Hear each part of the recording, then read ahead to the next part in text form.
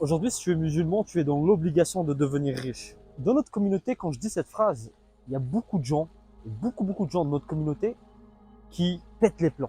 Ils disent que je comprends rien à la religion, que j'utilise la religion, etc., etc. On nous a beaucoup formaté dans notre communauté à associer la pauvreté avec la piété. Alors que ces deux choses sont complètement différentes. Tu peux être extrêmement riche et être extrêmement pieux. La première chose avec laquelle je voudrais commencer, c'est la définition. C'est la définition de ce que je dis. Quand je dis que le musulman il est dans l'obligation de devenir riche, ce que je sous-entends par ça, c'est que le musulman il est dans l'obligation d'être ambitieux. Il est dans l'obligation de vouloir changer sa situation, celle de sa communauté, celle de sa famille, ses parents, etc., etc. Pourquoi? Parce que Allah Azza wa Jalla nous dit qu'il est encore plus proche de nous que notre veine jugulaire. Comment tu peux avoir le créateur des cieux et de la terre encore plus proche de toi que ta veine jugulaire et te contenter de la médiocrité? Et quand je parle de richesse, je ne parle pas que de l'argent. Je parle de toute forme de richesse. Richesse spirituelle, richesse physique, richesse mentale, richesse financière. Et c'est vrai qu'on nous a beaucoup matrixé à associer l'argent à quelque chose de mauvais.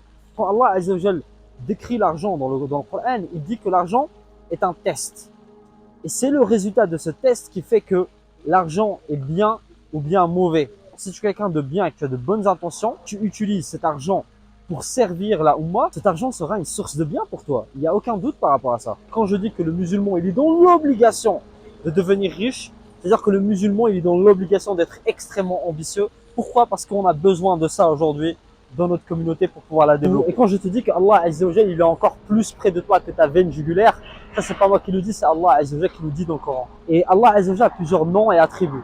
Un de ces noms-là, c'est Al-Mughni, celui qui enrichit ses serviteurs. Al-Wahhab, Al-Razzaq. Al-Wahhab, c'est celui qui donne sans compter, qui donne sans aucune raison. Comment tu peux savoir que Allah Azza wa Jalla, avec ses attributs, est encore plus près de toi que ta veine jugulaire et ne pas être ambitieux, ne pas vouloir plus? Bien sûr, c'est Allah Azza wa Jalla qui dictera et qui dicte si on va vivre cette vie, si tu seras riche financièrement dans cette vie ou pas. Mais nous, jusqu'au dernier jour de notre vie, on ne sait pas de quoi demain est fait. Tu ne sais pas de quoi demain est fait. Aujourd'hui, peut-être que tu es pauvre, mais tu ne peux pas, juste parce que aujourd'hui tu es pauvre, ne pas vouloir être riche demain. Car c'est Allah Azza wa Jalla qui donne. Surtout quand on voit la situation de notre Ummah. Sans même aller très loin, regardez juste notre situation en France. Vous savez, le racisme ou bien la discrimination, c'est juste un rapport de force. Si tu as de l'argent, tu ressentiras ni racisme ni discrimination. Et tu pourras justement contribuer positivement au développement de la communauté. Donc tu ne sais pas de quoi demain est fait.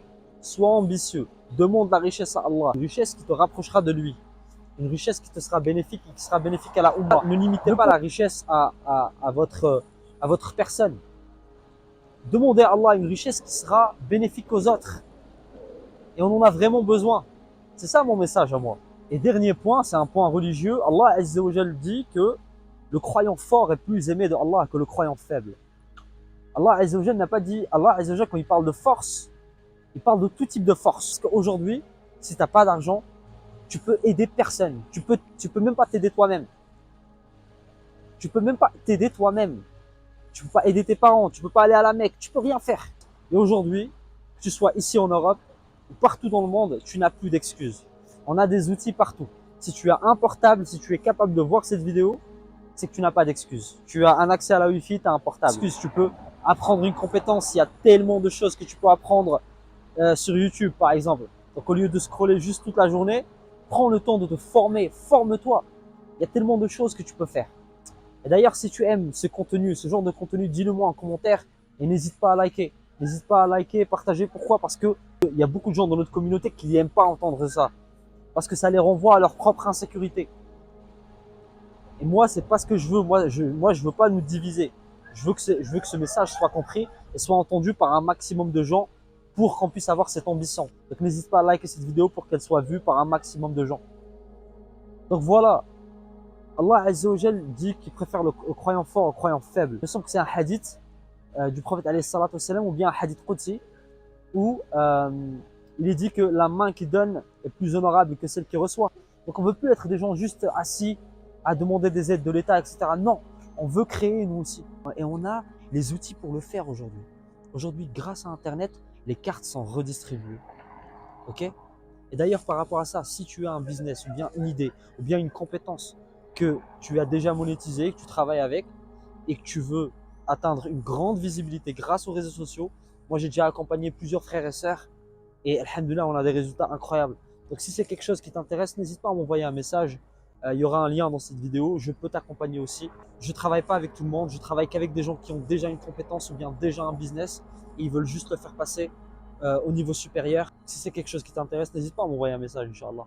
Donc voilà, moi mon message c'est ça, c'est un message de force et de simplement vous dire, surtout si vous êtes jeune, aspirez à être indépendant.